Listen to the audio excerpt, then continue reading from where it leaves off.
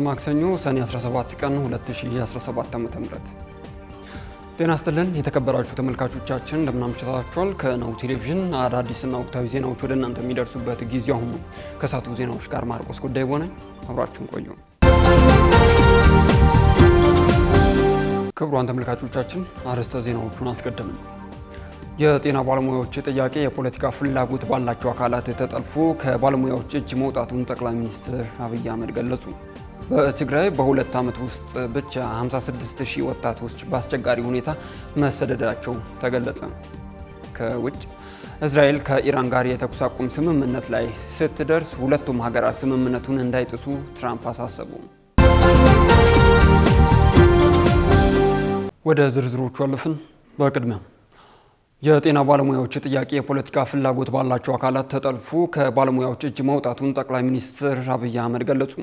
የሕክምና ባለሙያዎች ያነሱት የደሞዝ ጥያቄ ትክክል መሆኑን የገለጹት ጠቅላይ ሚኒስትር ዶክተር አብይ አህመድ የባለሙያዎቹ ጥያቄ ግን የፖለቲካ ፍላጎት ባላቸው አካላት መጠለፉን ገልጸዋል። ጠቅላይ ሚኒስትሩ ይህንን ያሉት ከጤና ባለሙያዎች ጋር ባደረጉት የውይይት መድረክ ላይ ነው። አብይ ጥያቄዎችን ጠልፈዋል ያሏቸውን አካላትም ነጭ ጋውን የለበሱ ፖለቲከኞች በማለት ገልጸዋቸዋል። ከጤና ባለሙያዎቹ መካከል አክቲቪስቶች፣ ነጋዴዎችና በሰው ጤናና ሕይወት የሚቀልዱ እንዳሉ በመጥቀስም የተቹት ጠቅላይ ሚኒስትሩ ታማሚዎችን ወደ ግል ሆስፒታሎች ለመላክና ገቢ ለማግኘት ሲሉ መንግስት ለሆስፒታሎች የሚገዛቸውን ማሽኖች በየ15 ቀኑ የሚያበላሹ የጤና ባለሙያዎች አሉ በማለትም ወቅሰዋል። ጠቅላይ ሚኒስትር አብይ አህመድ ከመላው ኢትዮጵያ ከተውጣጡ የጤና ባለሙያዎች ጋር ባካሄዱት ውይይት ጥያቄዎች መቅረብ ያለባቸው በስሜት ሳይሆን ተገቢ በሆነ መንገድ መሆኑን አስገንዝበዋል። በጤና ሙያተኝነትና በቅንነት ደክመው ችግር ጓዳቸው ስለገባ ያነሱት ጥያቄ እንዳለ ሁሉ የፖለቲካ ኪሳራ የገጠማቸውና ሐኪም መሳይ ፖለቲከኞች ያነሷቸው ጥያቄዎችን መመልከታቸውንም አንስተዋል። ይህ በእንዲህ እንዳለ የኦሮሚያ የሕክምና ባለሙያዎች ማህበር ጠቅላይ ሚኒስትር አብይ ከሕክምና ባለሙያዎች ጋር ባደረጉት ውይይት ተወካዮች ጥያቄ እንዳይጠይቁ ተከልክለዋል ሲል ወቅሷል። ማህበሩ ጠቅላይ ሚኒስትር ዶክተር አብይ አህመድ ከ500,000 የሚበልጥ የጤና ባለሙያ ቢያምጽ የሚያመጣው ለውጥ የለም በማለት አስደንጋጭ ንግግር አድርገዋል በማለትም ኮንነዋል። የጤና ባለሙያዎች በደሞዝ ክፍያና ሌሎች ጥቅማጥቅሞች ዙሪያ ያቀረብናቸው ጥያቄዎች ከመንግስት ምላሽ አላገኙም በሚል የስራ ማቆም አድማ መምታታቸው ይታወሳል። የተፈናቃዮቹን ጉዳይ የህዝቡን የጋራ ዘላቂ ተጠቃሚነትና አብሮነት በሚያረጋግጥ መልኩ በሰላማዊና በህጋዊ መንገድ እንዲፈታ የጋራ አቋም በመያዝ እየተሰራ መሆኑን የመንግስት ከፍተኛ አመራሮች ገለጹ።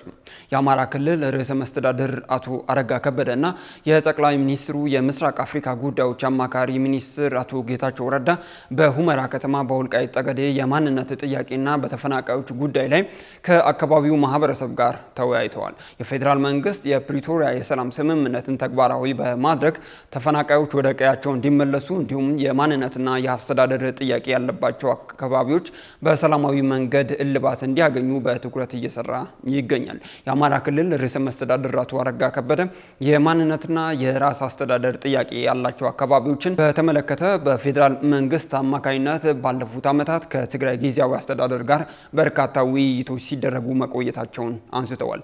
አንዱ በጥልቀት ውይይት ሲደረግበት የቆየው የወልቃይት ጠገዴ የማንነትና የአስተዳደር ወሰን ጉዳይና የተፈናቃዮች መመለስ በተመለከተ መሆኑንም ገልጸዋል። የትግራይ ህዝብ ዋነኛ አጀንዳ ሰላም ነው ያሉት አቶ ጌታቸው ረዳ በበኩላቸው ህዝቡን ከቀደመው ህወሓት አመራር ለይቶ ማየት እንደሚገባም ጠቁመዋል። የወልቃይት ጠገዴ የማንነትና የአስተዳደር ወሰን ጥያቄ ህጋዊ መሆኑን ገልጸው ጥያቄው በሰላማዊ መንገድ እንዲፈታ ሁላችንም ልንሰራ ይገባልን ብለዋል። የትግራይ ወጣት ዳግም የጦርነት ሰለባ መሆን እንደማይፈልግ በማንሳትም ከዚህ ቀደም በስህተት በተገባበት ጦርነት የደረሰው ኪሳራ እንዳስተማረውም ገልጸዋል። በመሆኑም ከዚህ ቀደም የነበሩ በደሎችን በማከም ለተሻለ መጻኢ ጊዜ በጋራ መስራትና መወያየት ያስፈልጋል ነው ያሉት። ተፈናቃዮችም በሰላማዊ መንገድ እንዲመለሱ መስራት ከሁሉም አካል እንደሚጠበቅም ጠቁመዋል። መንግስት የፍጆታ እቃዎችን ለህዝብ እያቀረበ ድጎማዎችን በታቀደላቸው ቀን እያነሳ እንደሆነ ቢገልጽም በምክር ቤት አባላቱ ጥያቄ ቀርቦበታል። መንግስት የፍጆታ እቃዎችን ለህዝብ በተገቢው እያቀረበ መሆኑን ቢናገርም ህዝቡ እየደረሰው አይደለም ሲል የፓርላማ አባላት ጥያቄ አቅርበዋል። የምክር ቤት አባላቱ ይህንን ጥያቄ ያቀረቡት የንግድና ቀጠናዊ ትስስር ሚኒስቴር የ2017 በጀት ዓመት የ11 ወራት እቅድ አፈጻጸምን ለምክር ቤቱ ሰኔ 12 ቀን 2017 ዓ.ም ባቀረበበት መድረክ ነው። ባልደረባችን ኤልዳና ታደሰ ዝርዝሩን አዘጋጅተዋለች። መንግስት የፍጆታ እቃዎችን ለህዝብ እያቀረበ መሆኑን ቢናገርም ከቅርብ ጊዜ ወዲህ እየቀነሰ መምጣቱንና አልፎ አልፎ ህዝብ በ3 ወር አንዴ ብቻ እንደሚያገኝ የህዝብ ተወካዮች ምክር ቤት አባላት ጠይቀዋል። የምክር ቤት አባላቱ የተናገሩት የንግድና ቀጠናዊ ትስስር ሚኒስቴር የ2017 በጀት ዓመት የ11 ወር እቅድ አፈጻጸሙን ለምክር ቤቱ ሰኔ 12 ቀን 2017 ዓ.ም ባቀረበበት ወቅት ነው። የምግብ ዘይትና ስኳር ስርጭት ከተቋረጠ 2 ዓመታት መሆኑን አረጋግጫለሁ ያሉት የደቡብ ኦሞ ዞን ተወካይ አቶ አብዲ ድባ ናቸው። አቶ በጋሻው ተክለ የተባሉ አባል ከፍተኛ የተሽከርካሪ እንቅስቃሴ ባለባቸው ወረዳዎች አዳዲስ ማደያዎች እንዲገነቡ ከታዘዘ በኋላ ከነዳጅ አቅራቢ ድርጅቶች ጋር ውል ተዋውለው ሲያበቁ ነዳጅ እንዳይቀርብላቸው መታገዱንም ተናግረዋል። በሀገሪቱ ግልጸኝነት የጎደለው የገበያ ስርዓት አለ፣ ባለስልጣኖችም ጣልቃ ይገቡበታል ብለዋል። ለመሆኑ የግብይት ስርዓቱ በደላላና በአንዳንድ ባለስልጣናት ጣልቃ ገብነትና ቀጥታ ተሳታፊነት እየተካሄደና እየተዛባ ባለበት የሸቀጦችና የዕቃዎች ዋጋ በነጋዴው ፍላጎት የሚተመንና ዋጋቸውም ከዕለት ዕለት እየጨመረ ባለበት አንዳንድ ባለስልጣናት ከጅምላ አከፋፋይ ነጋዴዎች ጋር የሥራና የጥቅም ቁርኝት ፈጥረው የቁጥጥር አቅም ባጡበት የሸማቹ መብት በእጅጉ እየተጣሰ ይገኛል። ይህ ባለበት የግብይት ስርዓት ለማስፈንና ፍትሃዊ የንግድ ስርዓት በመፍጠር የሸማቹንና የንግዱን ማህበረሰብ መብትና ጥቅም ለማስከበር ተሰርቷል መባሉ ምን ያህል ታማኒ ነው?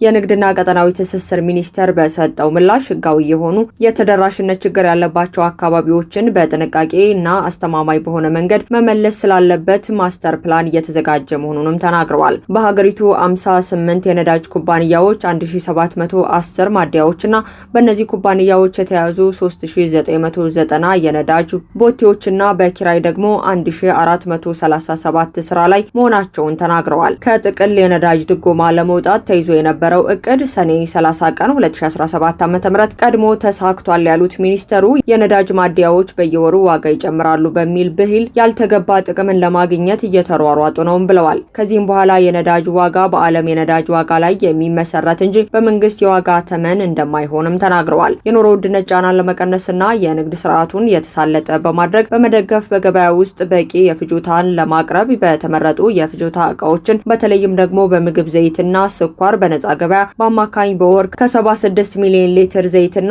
572,000 ኩንታል ስኳር ሲያቀርብ መቆየቱንም ገልጸዋል።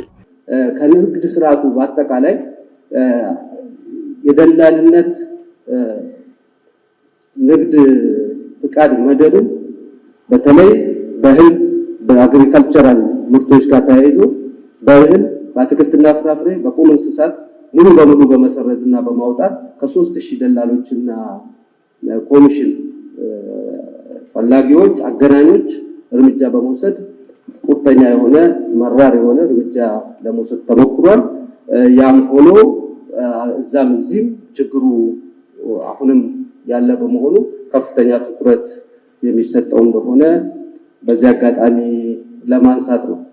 የንግድ ሚኒስቴር 117 ዓመት ቆይታው የንግድ ፖሊሲ ያልነበረ መሆኑን የጠቀሱት ሚኒስተሩ በበጀት ዓመቱ የንግድ ፖሊሲ ረቂቅ ተዘጋጅቶ የመጨረሻ ረቂቅ ለባለድርሻ አካላት ቀርቦ ውይይት እየተከናወነበትና በአሁኑ ወቅትም ለሚኒስቴር ምክር ቤት ቀርቦ ይሁንታን አግኝቶ ይጸድቃል ተብሎ እንደሚጠበቅም ተናግረዋል። በቅባት እህሎች በጥራጥሬና በጫት ምርት ላይ የውጭ ንግድ መቀነሱን የጠቀሱት ሚኒስተሩ የቅባት እህልና ጥራጥሬ እህሎች የዓለም ፍላጎትና ዋጋ መቀነስ አምራች አካባቢ የጸጥታ ችግር በመኖሩና ወደ ገበያ ለማቅረብ እንቅፋት በመሆኑ የኮንትሮባንድ ንግዶች በተሟላ ሁኔታ መቆጣጠር ባለመቻላቸው በዓለም አቀፍ ደረጃ የተከሰተው የታሪፍና የንግድ ጦርነት የገበያው ዋጋ በእጥፍ እንዲዋዥቅና ተገማች እንዳይሆኑ ማድረግ የሚሉትን እንደ ምክንያትነት አቅርበዋል። ኢትዮጵያ ከሰሞኑ ይጸድቃል በተባለው የአፍሪካ አህጉር ነጻ የንግድ ቀጠና መተግበሪያ ስትራቴጂ መሰረት ከሐምሌ 1 ቀን 2017 ዓ.ም ጀምሮ ፍላጎት ካላቸው የአፍሪካ ሀገራት ጋር ነጻ ንግድ እንደምትጀምርም ተናግረዋል።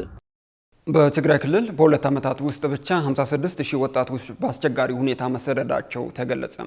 በሁለት ዓመት ውስጥ 56000 ወጣቶች ከትግራይ በህገ ወጥና አደገኛ መንገዶችን አቋርጠው መሰደዳቸውን የትግራይ ክልል የወጣቶችና ስፖርት ጉዳይ ቢሮ አስታውቋል። በክልሉ ያለው ያልተረጋጋ ፖለቲካዊ ሁኔታና ስራ አጥነት ለወጣቶች የስደት መበራከት ምክንያት መሆኑ የተገለጸ ሲሆን የነዚህ ወጣቶች መዳረሻ ደግሞ በአብዛኛው ሳውዲ አረቢያና በሊቢያ በኩል ወደ አውሮፓ መሆኑ ተመላክቷል። የትግራይ ወጣቶች ቢሮ ኃላፊ የሆኑት አቶ ሀዱሽ በተለያዩ ችግሮችና ስጋቶች ምክንያት በርካታ ወጣቶች በትግራይ የመኖር ፍላጎት የላቸውም ብለዋል። ከ56 ወረዳዎች የተገኘው መረጃ እንደሚያመላክተው 56000 ወጣቶች ከክልሉ ተሰደው መውጣታቸው ተመላክቷል።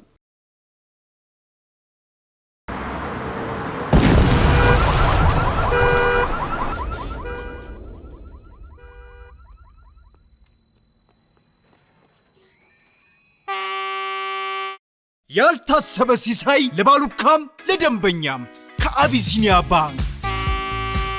ይህ እጣ አይደለም፣ ቢዝነስ የሚደጉም ጉርሻ ነው። የቢዝነስ ባለቤቶች ክፍያዎችን በአቢሲኒያ ባንክ ክፍያ አማራጮች በመቀበል እስከ 1.6 ሚሊዮን ብር ጉርሻ ፈሱ። ከሲሳዩ ማንም አይቀርም። ካሸሮችና አስተናጋጆች ተፍ ተፍ ብላችሁ በየዕለቱ እስከ 500 ብር ጉርሻ ወደ ኪሳችሁ። ለደንበኛም ጠብሰቅ ያለ ሌላ ሲሳይ ይዘናል። በአቢሲኒያ ባንክ የሚከፍሉ ደንበኞች በመሃል አዲስ አበባ የመኖሪያ ቤት እድለኛ ይሆናሉ። ማመን ቢከብድም ይህ ሁሉ ከአቢሲኒያ ባንክ። አቢሲኒያ የሁሉም ምርጫ። ደንብና ሁኔታዎች ተፈጻሚነት አላቸው። ምን አሰብክ ታዲያ? ዛሬ ላደርገው እኮ የምርህን ነው? አዎ። ታዲያ እዚህ ምን ትሰራለህ? ሂዳ ታዲያ አንበሳ ታዲያ ይቅና። አመሰግናለሁ።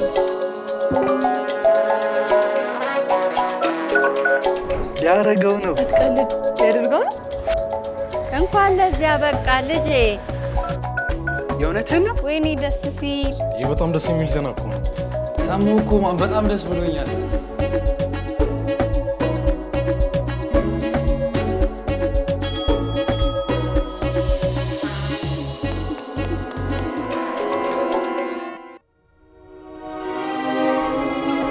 አገቢኛለሽ እኔ ቆንጆ። የትኛውንም አይነት የሳፋሪኮም ጥቅል ገዝተው ወደ ቴሌ በመደወል ያለ ሐሳብ ያውሩ። በተጨማሪም በሚገዙት እያንዳንዱ ጥቅል ተጨማሪ ጉርሻ ያገኙ። ሳፋሪኮም ኢትዮጵያ፣ በአብሮነት ወደፊት። ክቡራን ተመልካቾቻችን ከናሁ ቴሌቪዥን ለሳቱ ያዝናቸው ዜናዎቻችን አሁንም እንደቀጠሉ ናቸው። አሁን ደግሞ ከባህር ማዶ ምንጮች ወደ ያዝናቸው ዜናዎቻችን ተሸጋገርን። የአሜሪካ ጠቅላይ ፍርድ ቤት ትራምፕ ስደተኞችን ወደ ሶስተኛ ሀገር እንዲያባርሩ ፈቀደ። የአሜሪካ ጠቅላይ ፍርድ ቤት የፕሬዝዳንት ትራምፕ አስተዳደር ስደተኞችን ከሀገራቸው ባለፈ ወደ ሶስተኛ ሀገር ማባረር እንዲችል መንገዱን ጠርጓል። ሶስት ለዘብተኛ የፍርድ ቤቱ ዳኞች ህገወጥነትን የሚያበረታታ ነው ያሉትን ብይን ተቃውመውታል። ጉዳዩ ባለፈው ግንቦት ወር የማይናማር፣ ደቡብ ሱዳን፣ ኩባ፣ ሜክሲኮ፣ ላኦስ እና ቪየትናም 8 ስደተኞች ወደ ደቡብ ሱዳን የሚወስድ አውሮፕላንን ውስጥ እንዲሳፈሩ መደረጉን ተከትሎ የወጣ ነው።